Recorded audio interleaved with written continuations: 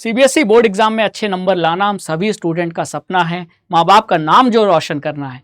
लेकिन इस सपने को पूरा करने के लिए सिर्फ मेहनत नहीं, कुछ और भी डिमांड करता है। वो क्या है, ध्यान से सुनो। तो बच्चों, सीबीएसई बोर्ड एग्जाम स्टूडेंट से कुछ डिमांड करता है।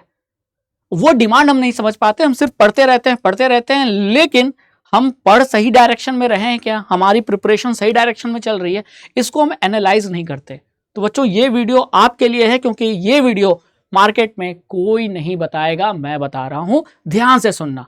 देखो, मेहनत करोगे 80-85% आ जाएंगे, लेकिन उसी 80% को 95% में बदलना आसान हो जाएगा आपके लिए, अगर आप ये समझ गए कि सीबीएसई बोर्ड एग्जाम में स्टूडेंट से क्या डिमांड करता है। तो वो डिमांड समझो। पहली डिमांड जो बताने जा रहा हूं वो ये है कि सिर्फ और सिर्फ एनसीईआरटी पढ़ना है। NCERT is everything. यही बाइबल है, यही गीता है, यही कुरान है, सब कुछ यही है। बच्चे क्या करते हैं, एनसीईआरटी भी उठा लेते हैं, कोई दूसरी साइड बुक भी उठा लेते हैं, और ना एनसीईआरटी बुक पढ़ते हैं ना साइड बुक पढ़ते हैं। एंड में रिजल्ट वेस्ट हो जाता है ना। तो आपको ऐसा बिल्कुल नहीं करना है।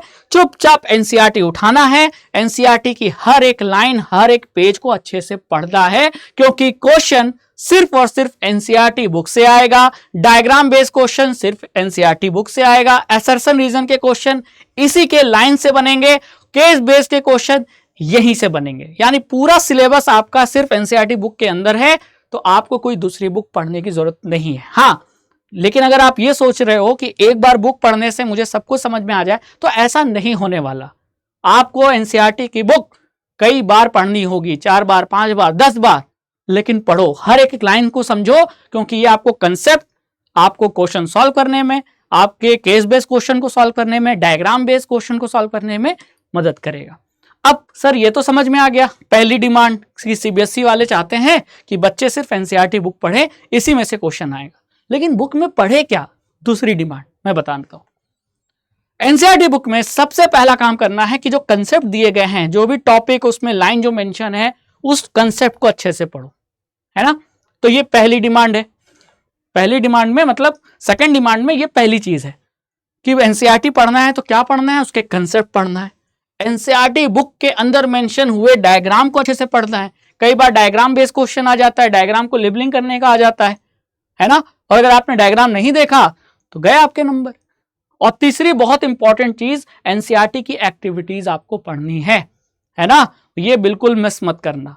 तो पहली डिमांड समझ में आ गई कि एनसीईआरटी पढ़ना है। दूसरी डिमांड, एनसीईआरटी के अंदर कंसेप्ट, डायग्राम, एक्टिविटीज सब कुछ पढ़ना है ना। अब पढ़ने के बाद फिर दिमाग में आता है कि क्वेश्चन। तो अब आपको लेके चलता हूं कि क्वेश्चन प्रैक्टिस। तो आप क्वेश्चन तो प्रैक्टिस करते होगे, लेकिन आप वैरायटी ऑफ क्वेश्चन, क्योंकि बोर्ड एग्जाम में हर वैरायटी के क्वेश्चन आएंगे।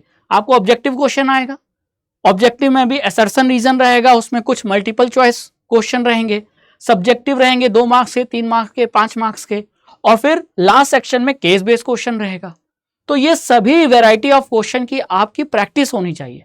यानी आप प्रीवियस बोर्ड एग्जाम से ये ऑब्जेक्टिव के क्वेश्चन, सब्जेक्टिव के, केस बेस्ड क्वेश्चन उठाकर प्रैक्टिस करो, लिखो आंसर।